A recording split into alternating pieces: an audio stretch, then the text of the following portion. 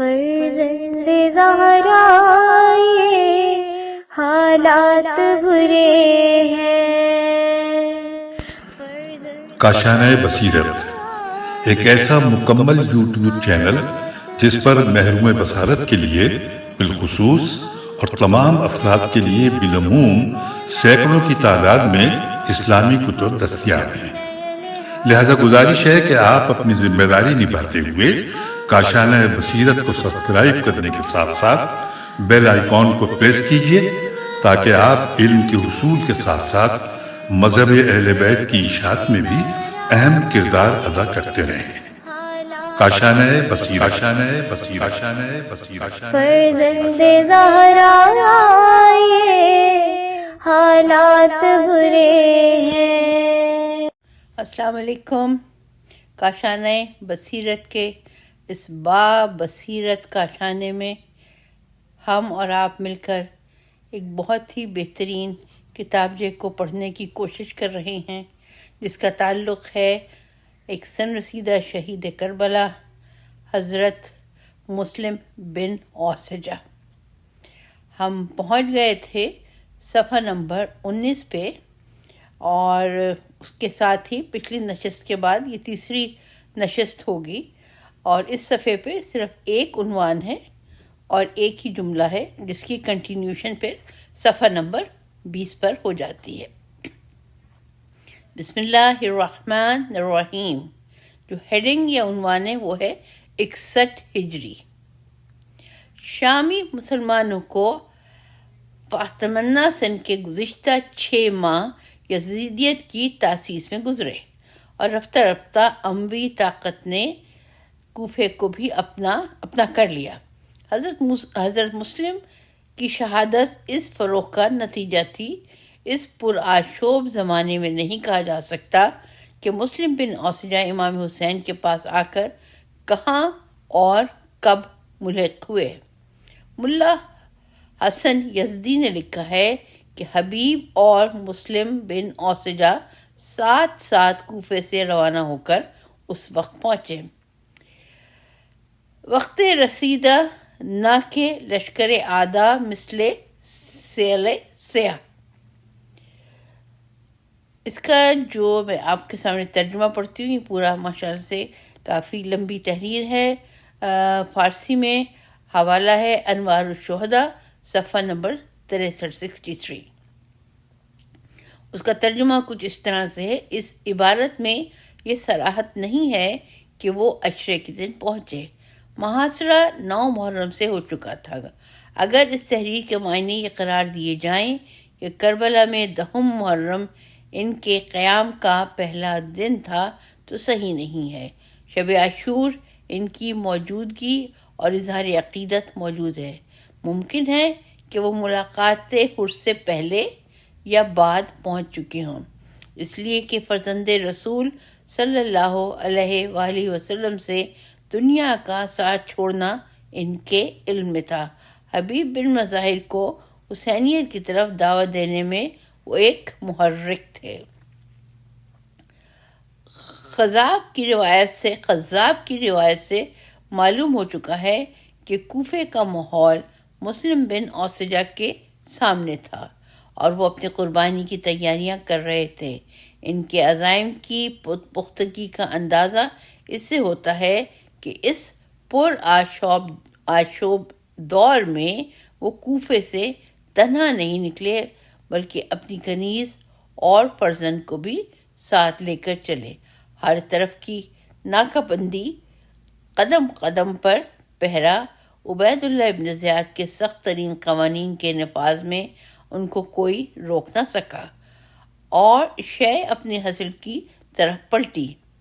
بقیہ طینت کے جذبے نے شیعت کو حسینیت پر نثار کرنے کے لیے آگے بڑھایا، لیکن اس اقدام میں وہ فراست اور جاں بازی مضمر تھی جو قربانی میں عزت اور خصوصیت پیدا کرتی ہے۔ حبیب بن مظاہر، زہیر بن قین اپنی رفیق زندگی کو چھوڑ کر دشت نینوا میں آئے۔ وہ گر اس لیے مستحق ستائش ہیں کہ امام کی محبت میں اولاد و ازواج کو چھوڑ کر شہید ہوئے، اور صحابیت کا ثبوت دیا۔ اس کا حوالہ دیا گیا ہے صحیفہ کاملہ میں۔ اصحاب رسول کی یہ صفتیں بیان ہوئی ہیں، اور وفار قول الازواج والاولاد فی اظہار کلمتہ، صفحہ نمبر 18، طبع بمبئی، شعبان 1365 ہجری۔ پھر وہیں پہ ہم واپس جاتے ہیں جہاں پہ پڑھ رہے تھے ہم۔ مسلم بن اوسجہ اپنی شریک حیات بیوی اور بچے کو ہمراہ لا کر اس لیے قابل مدح قرار پاتے ہیں کہ وہ راہ کے قید و بند کو کوفے سے ماں عیال نکل رہے تھے، اور زوجہ حبیب اور زوجہ مسلم میں بھی یہ فرق نظر آتا ہے۔ اس جملے کو پھر سے پڑھتے ہیں۔ زوجہ حبیب اور زوجہ مسلم میں بھی یہ فرق نظر آتا ہے کہ حبیب کی بیوی نے شوہر سے کہا تھا کہ تم کو خدا کی قسم جب امام کے روبرو پہنچنا تو میری طرف سے دست بوسی کرنا اور قدم چھونا اور میرا سلام پہنچانا۔ پرنتس میں لکھا ہوا ہے سوانح حبیب، صفحہ نمبر 20۔ لیکن معلوم ہوتا ہے کہ زوج مسلم کی عقیدت اس حد پر پہنچ چکی تھی کہ انہوں نے شوہر کو تنہا جانے ہی نہ دیا، اور اسیری کا شوق ان کو کوفے سے کربلا تک لایا۔ ورنہ مسلم ایسے تجربے کار سن رسیدہ مجاہد کو کوئی وجہ نہ تھی کہ ایسی سخت منزل پر عورت اور بچے کو ساتھ لیتے۔ واقعہ کربلا کی پیشین گوئی زبان رسالت سے ہو چکی تھی۔ عہد علی و فاطمہ میں اسیری کے تذکرے گزر چکے تھے۔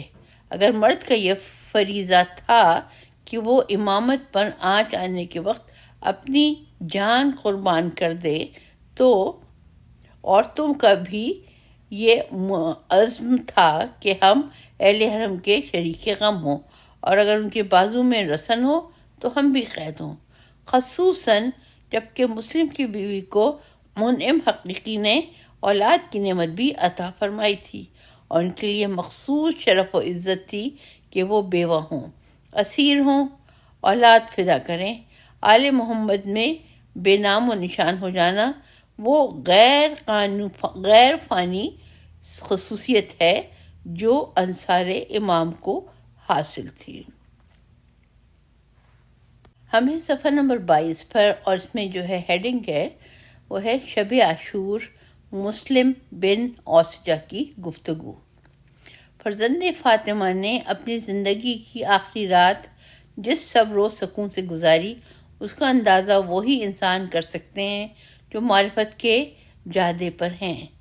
عام لوگ تو یہ سمجھتے رہے کہ دشمن سے ایک شب کی مہلت طلب کی جا رہی ہے، لیکن حقیقت یہ تھی کہ آپ گروہ مخالف کو خود ایک رات کی مہلت دے رہے تھے۔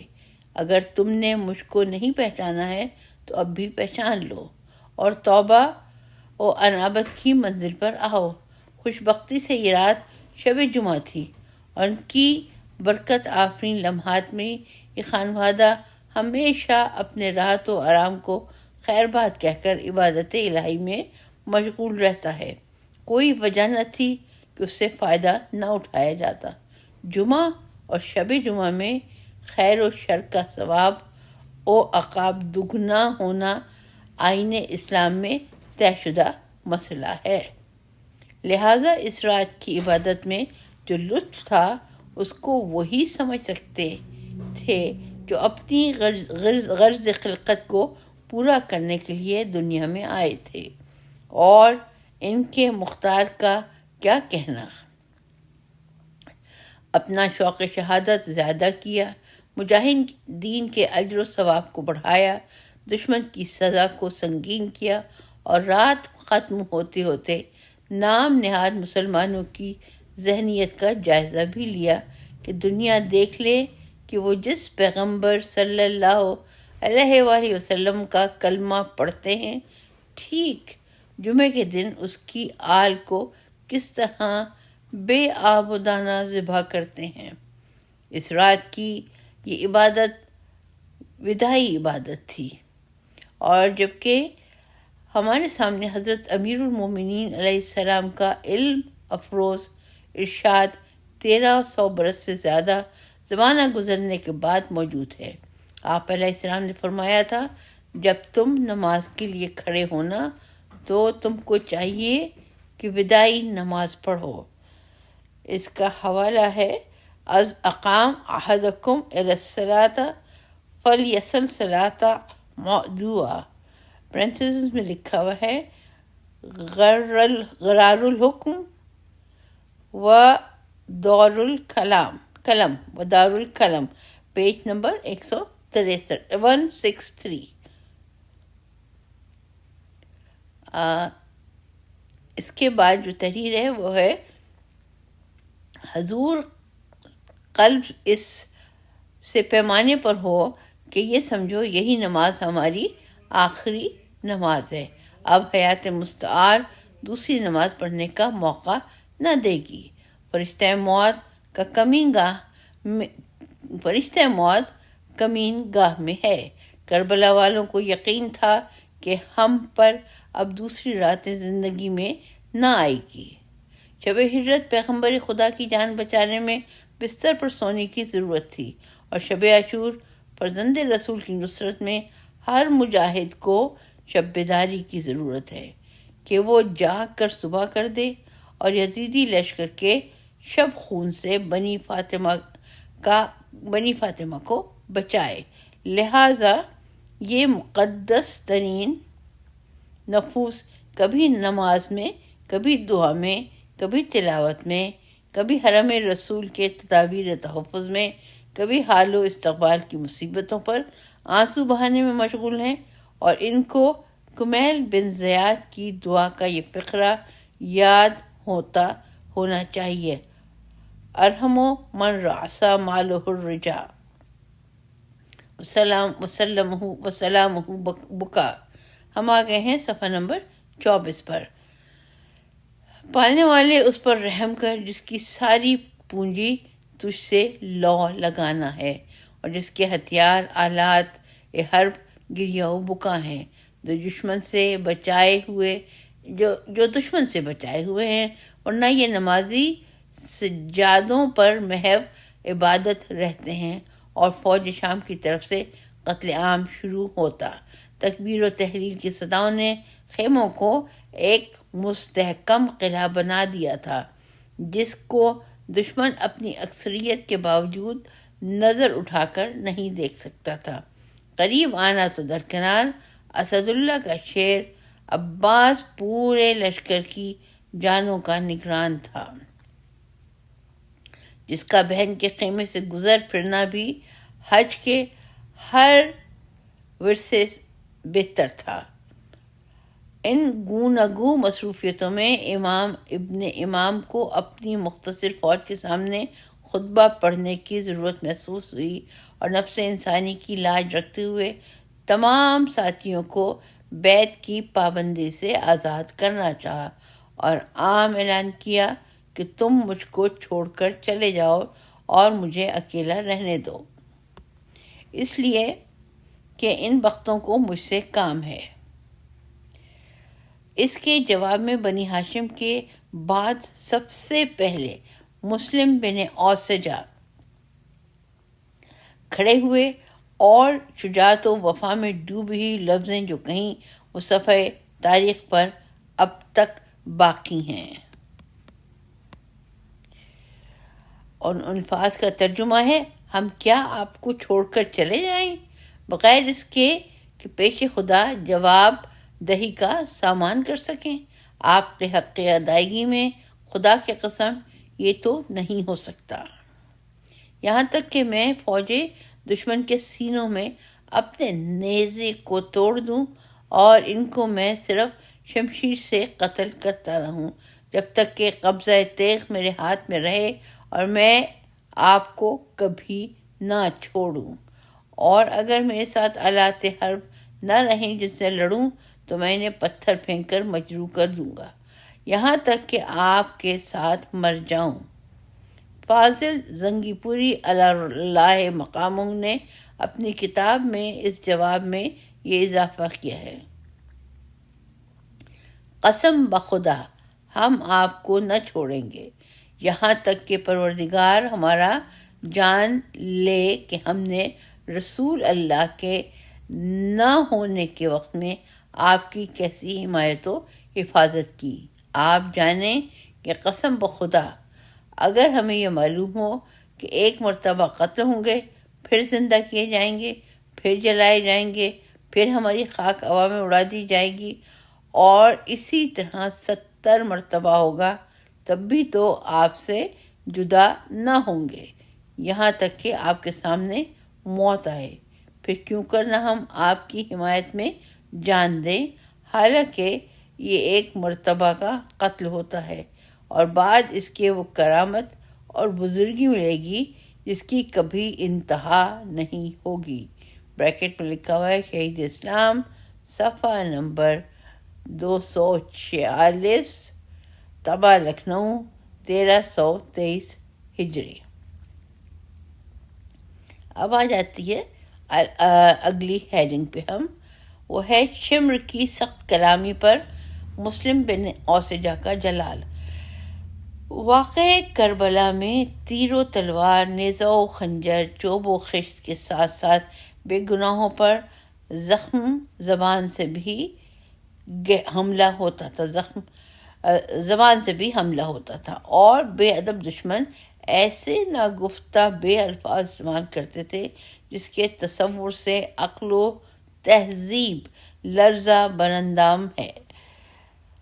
نفس شناس انسانیت حضرت امیر المومنین علیہ السلام نے اپنے شعر میں ان زخموں کو ناقابل اندمال فرمایا ہے۔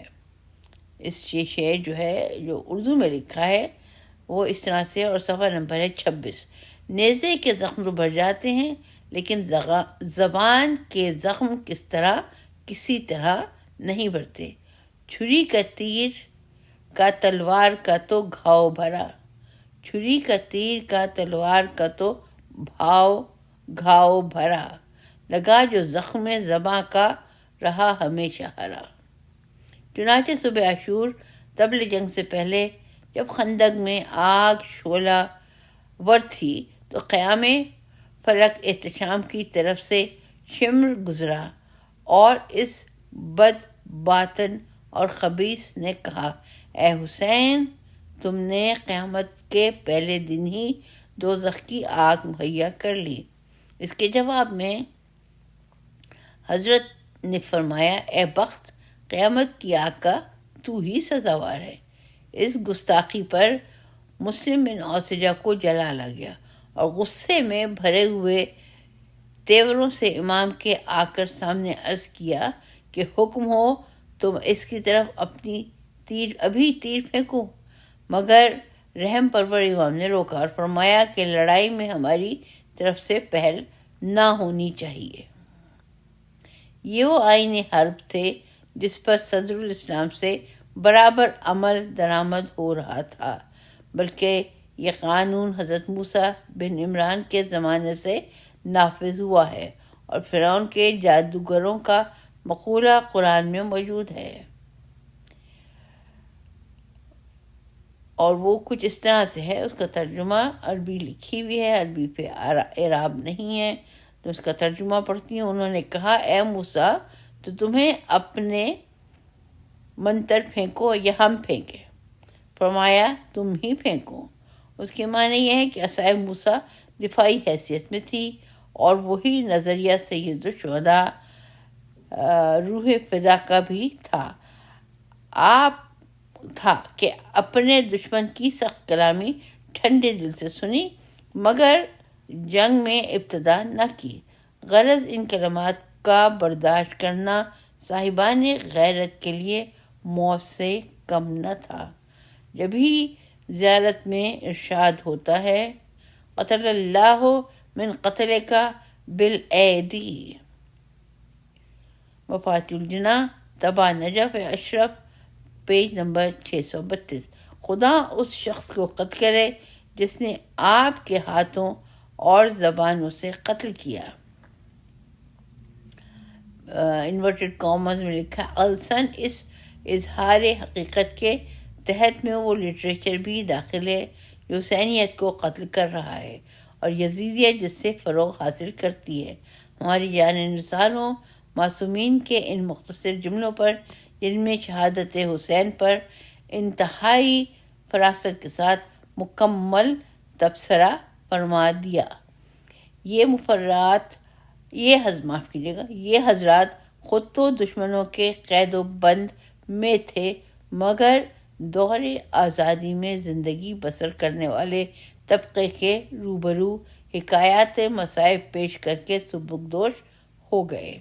اب ہمارا کام ہے کہ ہم حسینیت کو باقی رکھیں اور دوستنما دشمن کی سموئی ہوئی باتوں سے پناہ طلب کریں.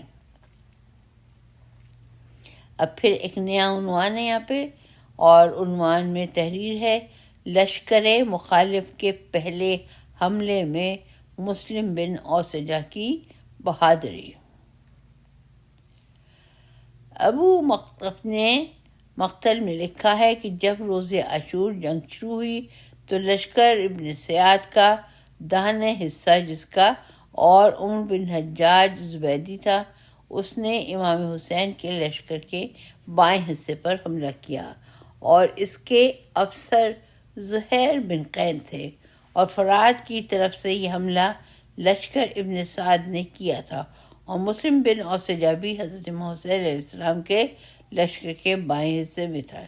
بس مسلم بن اوسجہ نے اس وقت ایسی تلوار کی اور مارکا کیا کہ کسی نے کبھی ایسا مارکا دیکھنا کیسا سنا بھی نہ تھا. نور العین ترجمہ ابصار العین صفحہ نمبر 100 1357 ہجری، چاپ حیدرآباد دکن. ابو مخنف کے یہ الفاظ جس قدر وزن رکھتے ہیں ان کو اہل عقل سمجھتے ہیں. اگلی ہیڈنگ آ جاتی ہے، اگلا عنوان ہے روز عاشور مسلم بن اوسجہ کو کب اذن جہاد ملا. روز عاشور مسلم بن اوسجہ کو کب اذن جہاد ملا؟ یہ سوال سیرت کا جزو اعظم ہے. مناقب عین شہر اشوب علیہ الرحمہ کے مطالعے سے واضح ہوتا ہے کہ آپ عمر ابن عبداللہ مزہجی کے بعد شہید ہوئے، اور طبری مورخ نے تصریح کی ہے کہ انصار حسین میں وہ سب سے پہلے مقتول ہیں. یہ ہے صفحہ نمبر 28. اس کی تائید میں بعض اہل قلم کا تحفۃ الزائر کی زیارت شاذ دہم سے استدلال صحیح نہیں ہے، اور میں جس نتیجے پر پہنچا ہوں وہ یہ ہے کہ ابن شہر آشوب ہوں یا شیخ مفید یا مجلسی علیہ الرحمہ، ان سب حضرات نے باستنسا ان مقامات کے جہاں کسی واقعے کی تعین کر دی ہے کہ اس کا فلاں وقت اور تاریخ سے متعلق ہے، کہ جہاں ان کی تحریروں میں شم بزر من بعزہ کے لفظ موجود ہیں، واقعات اور خصوصاً انصار کے یکے بعد دیگرے حالات یہ سمجھ کر نہیں لکھے ہیں کہ پڑھنے والے اس کو ایک تاریخ وار بیان مسلسل سمجھے، اور جس کا ذکر پہلے آ گیا ہے اس کو پہلا ناصر سمجھا جائے. ان حضرات کا حال یہ تھا کہ قلم اٹھاتے وقت صرف ضبط و احاطہ کے فرض سے ادا ہوئے ہیں. چنانچہ بہار جلد عاشر میں واقع کربلا کو دہرانے اور مکرر بیان اسی کے تحت میں ہیں، اور ارباب مقاتل نے ہر جگہ اجتہاد نہیں کیے ہیں اور نہ ان کو اس کی ضرورت تھی. لہذا ہر شہید کے بارے میں یہ قطعی فیصلہ نہیں ہو سکتا کہ اس کی قربانی کا مخصوص وقت کب تھا، اور افوان بالا کے ذیل میں صرف یہ کہا جا سکتا ہے کہ نماز ظہر سے پہلے اور حبیب ابن مظاہر سے قبل ان کی شہادت واقع ہوئی ہے. شہدائے کربلا کی رخصت میں خصوصاً بنی ہاشم کو اذن جہاد ملنے کے محل پر ذاکرین کا یہ بیان بھی محتاج دلیل ہے کہ اپنی قربانی میں وہ اصرار کرتے تھے اور امام انکار فرماتے تھے، جبکہ جہاد واجب تھا تو انکار ثابت ہونے پر صرف یہ تعویل ہو سکتی ہے کہ امام اگر کسی کو روکتے تھے تو صرف اس لیے کہ ان کے علم میں امامت میں ابھی اس شخص کی قربانی کا وقت نہیں آیا تھا۔ وہ سلسلہ شہادت کو منظم رکھنے کے ذمہ دار تھے، وہ رازدار قدرت تھے۔ صفحہ نمبر 29۔ اور ان کے اختیار سے ناممکن تھا کہ جن کی شہادت کے لمحات نہیں آئے ہیں ان کو اذن جہاد دے کر میدان میں قبل از وقت بھیج دیں، اور جس کی قربانی کا وقت آ گیا ہے اس کو روک لیں۔ اس محل پر صوبے کے عقیدت مند بزرگ مولوی فرید الدین صاحب جانسی کا بیان مجھے بہت پسند آیا۔ موصوف نے ذکر شہادت کے سلسلے میں فرمایا ہے کہ جب کوئی ناصر امام گھوڑے سے گر کر شہید ہوتا تھا تو تمام ناصر خدمت امام میں بیوقت عرض کرتے تھے کہ اب ہم کو اذن جہاد ملے۔ امام ان میں سے انتخاب کر کے کسی ایک کی استدعا قبول فرماتے تھے اور وہ بخوشی مننے جاتا تھا، لیکن یہ تسلیم کرنا پڑتا ہے کہ جس کی شہادت پہلے واقع ہوئی اس سے اس کی قربانی اور امتحان کا وزن گراں تھا جو بعد میں شہید ہوا۔ یہاں پہ ہم اس ریکارڈنگ کو اختتام کریں گے اور انشاءاللہ تعالی اگلی نشست میں ہم صفحہ نمبر 29 سے شروع کریں گے، اور اس میں صفحہ نمبر 29 میں ایک پیراگراف ہے، اس کی ہیڈنگ ہے بوڑھے مجاہد کو اذن جہاد۔ انشاءاللہ اس کے ساتھ آپ سے ملاقات ہوگی۔ اس وقت تک کے لیے اجازت دیجیے۔ اللہ حافظ و ناصر۔